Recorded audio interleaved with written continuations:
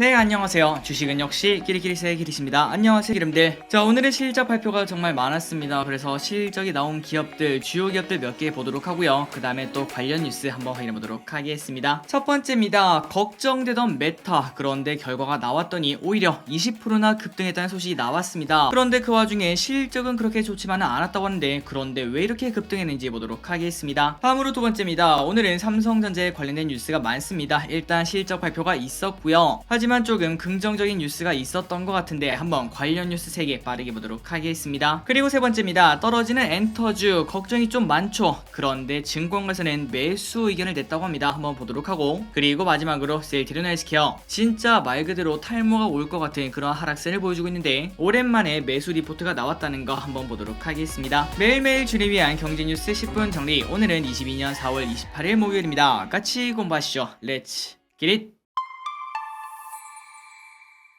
바로 뉴스로 들어가도록 하겠습니다. 그리고 들어가기 앞서 좋아요 누르시면은 저 기릿이 열심히 공부하는데 매우 큰 힘이 됩니다. 정말 감사합니다. 첫 번째 뉴스입니다. 메타 사용자 다시 늘어 시간에 걸해서 20% 폭등. 많은 분들이 메타에 대해서 조금 걱정을 했죠. 야, 이거 실적 안 좋을 텐데 그런 걱정을 했는데, 하지만 오히려 20%나 급등을 하고 있다고 합니다. 그렇다면 실적이 잘 나왔나 봤더니 그건 아니라고 합니다. 메타는 정규장 마감 직후 실적 발표에서 실적은 월가의 예상치에 못 미쳤지만, 그런데 그 와중에 사용자가 증가했다, 이러한 데이터를 밝혔다고 합니다. 그런데 우리가 지금 생각했을 때는 야, 사용자가 뭐 증가할 수도 있지, 이런 생각을 해볼 수 있겠지만, 그런데 메타는 지난 분기 사용자가 하락세를 보임에 따라 페북의 성장에 한계가 왔다는 신호로 받아들여져 올 들어 메타의 주가는 약 50%나 급락을 했었는데, 하지만 사용자가 또다시 증가했기 때문에 이 같은 우려를 불식시켰다고 생각을 해볼 수 있습니다. 그러니까 얼마 전에 20% 넘게 폭락한 넷플릭스랑 비슷하다고 볼 수 있겠네요. 나중에 언젠가 넷플릭스의 사용자가 또 늘어난다, 그런 뉴스가 나오면은 또다시 주가는 엄청나게 급등할 거라고 예상을 해볼 수 있습니다. 자, 그래서 이제 마지막 대장 한 명 남았죠. 애플. 오늘 저녁에 애플 실적이 어떻게 나올지, 거기에 따라서 또 증시가 출렁출렁 파도를 탈 거라고 생각을 해볼 수 있습니다. 그리고 다음입니다. 5월 21일 한미 정상회담. 자, 새로운 정부가 시작하자마자 한미 정상회담을 시작한다고 한데요. 한번 내용을 보도록 할게요. 윤석열 대통령 당선인은 조 바이든 미국 대통령과 다음 달 21일 날 첫 정상회담을 진행을 한다고 합니다. 젠 사키 백악관 대변인은 성명을 통해서 내달 20일부터 24일까지 바이든 대통령이 한일 순방 일정을 발표를 했다고 한데요. 또한 이번 순방을 통해서 한국 및 일본에서 새로 선출된 윤석열 당선인 및 기시다 후미오 일본 총리와 양자회담을 가질 것이라고 밝혔다고 합니다. 이러한 정상회담에서 단순히 안부만 묻고 끝나진 않겠죠. 여기서 또 어떤 이야기가 나올지, 관련 뉴스가 나오면 지속적으로 보면서 우리가 어떤 주식에 투자할지 공부해보도록 하겠습니다.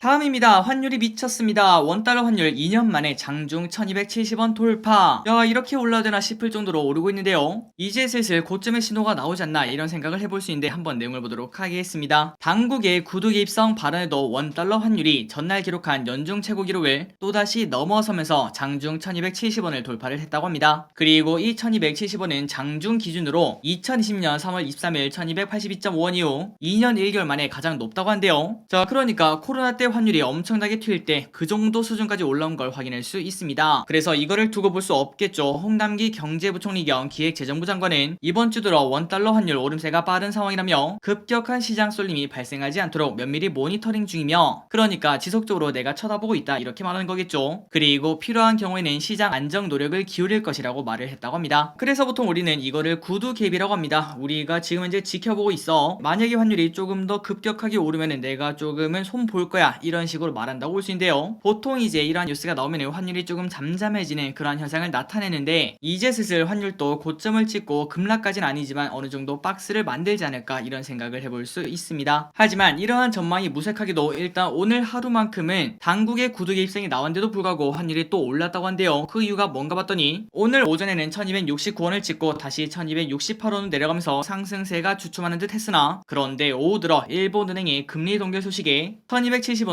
다시 또 상승을 하고 있다고 합니다. 그러니까 일본은행의 금리 동결로 달러엔 환율이 급등하는 등 달러가 강세를 보이면서 원화 약세에도 영향을 줬다고 볼 수 있겠죠. 환율이 조금 잠잠해져야 외국인이 돌아온다고 볼 수 있겠죠. 빠르게 좋은 결과 있었으면 좋겠습니다. 다음입니다. 이틀 전에 SK 바이오사이언스에서 코로나 백신 3상을 성공했다, 이런 소식이 나왔습니다. 그리고 이제 델타 오미크론 효능 평가에 착수한다, 이러한 소식이 나왔는데 한번 확인해 보도록 하겠습니다. 국산 코로나19 백신에 대한 변이 바이러스 중화능 평가가 실시를 한다는 소식을 소식입니다. 참고로 중화능 평가가 뭔가 봤더니 코로나 바이러스의 감염을 억제할 수 있는 중화항체 양을 측정하는 거라고 한대요. 그런데 우리가 바이오는 잘 모르지만 야, 삼상 성공했으면 뭐 끝난 거 아닌가 이런 생각을 해볼 수 있겠지만, 그런데 SK바사가 만든 이 백신은 코로나19 유행 초기에 확산했던 우한주를 기반으로 개발된 만큼 국내에서 최근에 유행했거나 유행 중인 델타 오미크론 이러한 변이에 대해서 효능 검증이 조금은 필요하지 않나 이러한 의견이 나왔다고 합니다. 그래서 이렇게 변이 바이러스 중화능 평가를 실시한다고 볼 수 있고요. 국립보건연구원장은 이렇게 말했습니다. 코로나19 변이가 계속되고 발생하고 있어 신종 변이 출현에 대한 선제 대응 능력을 강화를 해야 된다며 국립감염병연구소 공공백신 개발 지원센터를 중심으로 mRNA 백신 등 다양한 플랫폼의 국내 개발 백신에 대한 변이 바이러스 평가를 지원할 것이라고 말했다고 합니다. 자, 이 결과 또한 좋은 내용이 나올 거라고 생각을 해볼 수 있습니다. 그리고 그때까지 주가는 또 슬금슬금 반응하지 않겠나 이런 생각도 해볼 수 있겠네요. 그동안 많이 눌려있었던 바이오를 조금 단기적으로는 볼 때가 아닌가 이런 생각을 해볼 수 있습니다. 그리고 다음입니다. 실적 발표한 기업 한번 세 가지를 쭉 보도록 할게요. 첫 번째, 아모레퍼시픽 1분기 뜻밖의 실적 선방,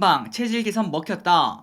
자, 이거는 좀 의미가 있는 뉴스라고 볼 수 있습니다. 최근 들어 중국에서 봉쇄가 나오니 많이 이런 얘기가 나오면서 화장품주가 완전 박살이 났었는데요. 그런데 그 와중에 실적 서프라이즈가 나왔다는 거, 이거는 당연하게도 의미가 있다고 볼 수 있겠죠. 자, 한번 내용을 보도록 하겠습니다. 아모레퍼시픽이 예상보다 선방한 1분기 실적을 발표했습니다. 중국의 악재도 불구하고 설화수 매출이 견조했고 미국 등 글로벌 다각화 전략이 효과를 내고 있는 것으로 풀이가 된다고 한대요. 또한 온라인 전환 그리고 사회적 거리두기 해제 기대감 등의 색조 중심의 에뛰드, 에스쁘아 등 자회사도 흑자 전환에 성공했다고 합니다. 그렇다면 숫자를 한번 보도록 하겠습니다. 아모레퍼시픽은 1분기 연결 영업이익이 1,580억 원으로 전년 동기 대비 10.4% 감소했다고 한대요. 그러면 안 좋은 거 아닌가 이런 생각을 해볼 수 있겠지만 증권사들의 컨센서스는 28%나 감소한 1,274억 원을 예상을 했다고 합니다. 그러니까 예상치보다 300억 정도가 더 많이 나왔기 때문에 이 정도면 서프라이즈라고 볼 수 있습니다. 그래서 아까 보니까 아모레퍼시픽 10% 넘게 급등하고 있더라고요. 하지만 이거는 아모레퍼시픽만 이렇게 좋은 뉴스가 아닙니다. 그 이유가 뭐냐면은 화장품은 전부 다 이어졌다고 볼 수 있기 때문이죠. 그래서 아모레퍼시픽이 예상보다 선방한 1분기 실적을 발표하며 중국에 기대했던 화장품사들의 체질 개선에 대한 기대감이 커졌다고 합니다. 대표적인 기업이 바로 LG생건이겠죠. LG생건은 지난 20일 미국에서 K뷰티 대표 브랜드로 입지를 다지고 있는 크렘샵을 인수하면서 북미 사업에 박차를 가했으며 한국콜마도 최근 글로벌 화장품 패키징 전문 기업인 연우를 인수, 글로벌 사업을 확대하겠다고 밝혔다고 합니다. 저 개인적으로 최근 들어 정말 많이 하락했다고 생각합니다. 화장품 관련주 이제는 조금은 날개를 달지 않을까 이런 생각을 해봅니다.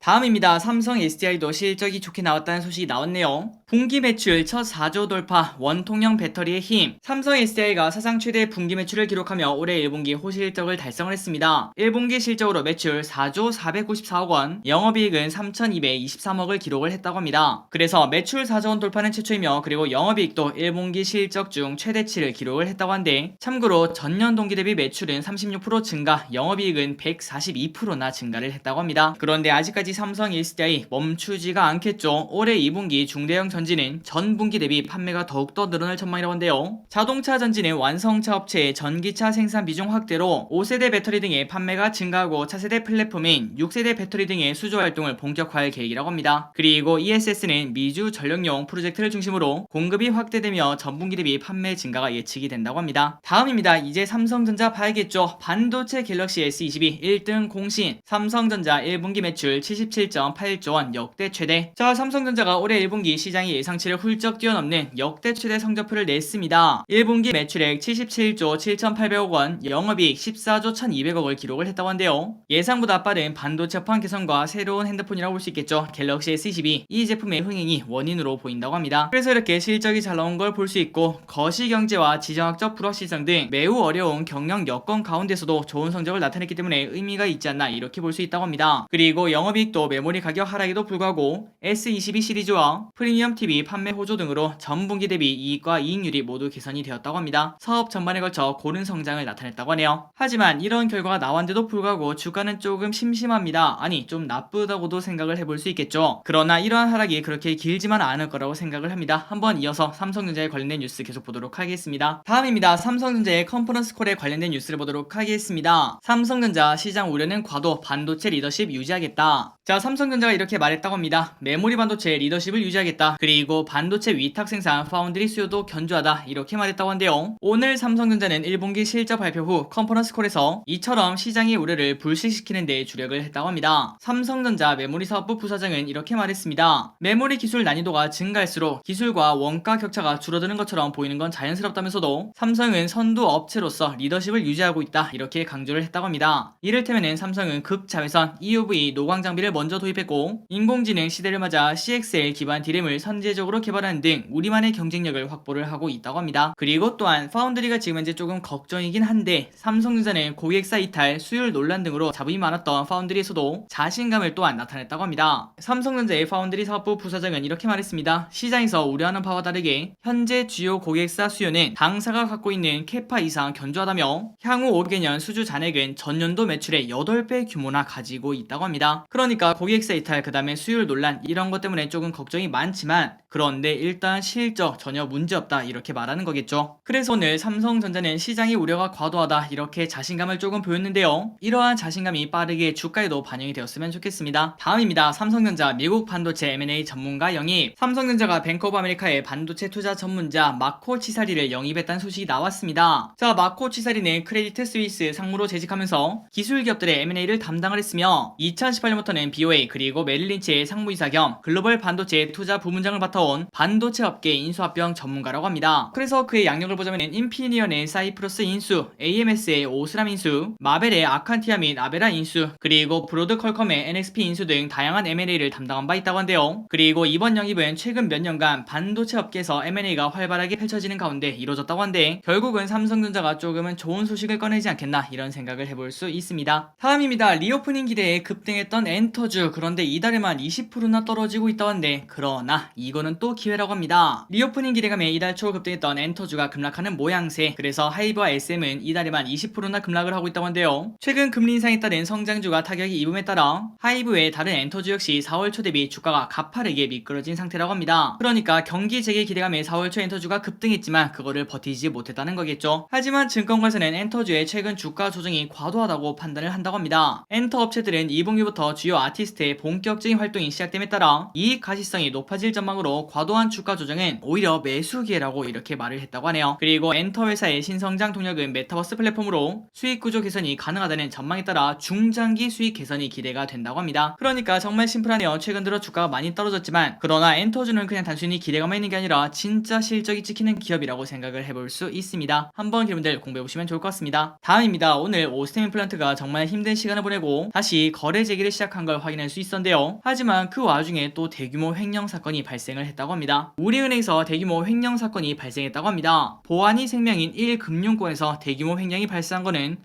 이거 좀 이상하지 않나 이렇게 볼 수 있다는 거겠죠. 그런데 더 중요한 거는 그냥 한 번에 500억 원을 횡령했다가 걸린 게 아니라 2012년부터 2018년까지 약 6년에 걸쳐 진행이 되었으며 그리고 더 놀라운 거는 아직까지도 우리은행에 근무하고 있는 것으로 알려졌다고 합니다. 그러니까 뭔가 좀 특이합니다. 우리은행 같은 곳에서 500억 원이 없어진 걸 몰랐다 이런 생각도 해볼 수 있고 그리고 12년부터 18년까지 진행을 했고 그리고 지금 하다가 걸린 것도 아니고 옛날 게 지금 걸렸으며 그 직원은 아직도 우리은행에 근무하고 있다는 거겠죠. 그래서 오늘 우리은행 장중에 4% 정도 하락하고 있는 걸 봤는데 과연 앞으로 또 어떤 흐름이 나올지 관심있게 봐야 될 것 같습니다. 자, 그나저나 이런 횡령 사건이 최근 들어 좀 많이 발생되고 있는데 아직까지 안 걸린 게 솔직히 더 많다고 볼 수 있겠죠. 앞으로도 어떠한 폭탄이 터질지 모르겠지만 기대분들이 투자하고 계신 그러한 회사에는 좀 나오지 않았으면 그런 바람을 조금 가져봅니다.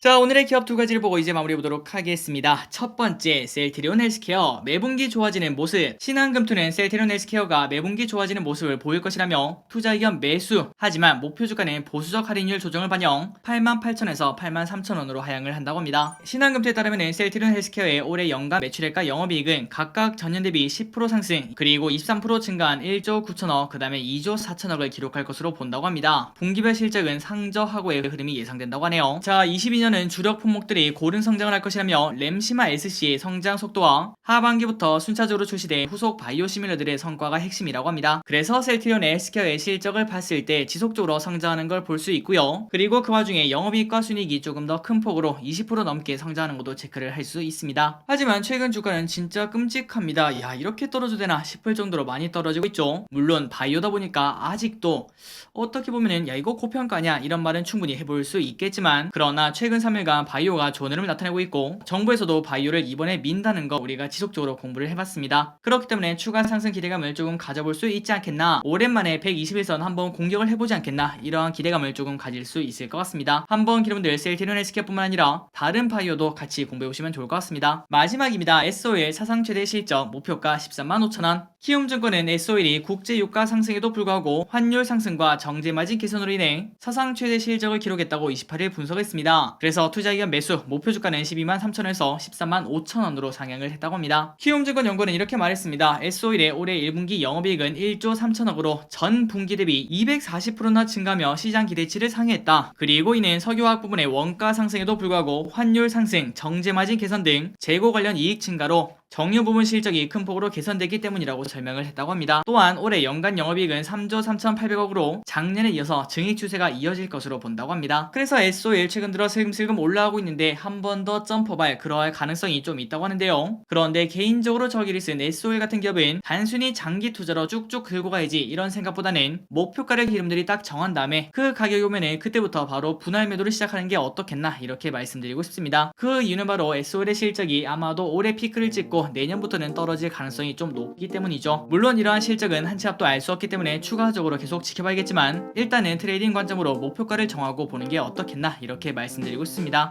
자, 오늘 공부는 여기까지 하도록 하겠습니다. 항상 이렇게 같이 공부해주셔서 저 기리씨 더 많이 배웁니다. 지금까지 기리씨였습니다. 빠이요.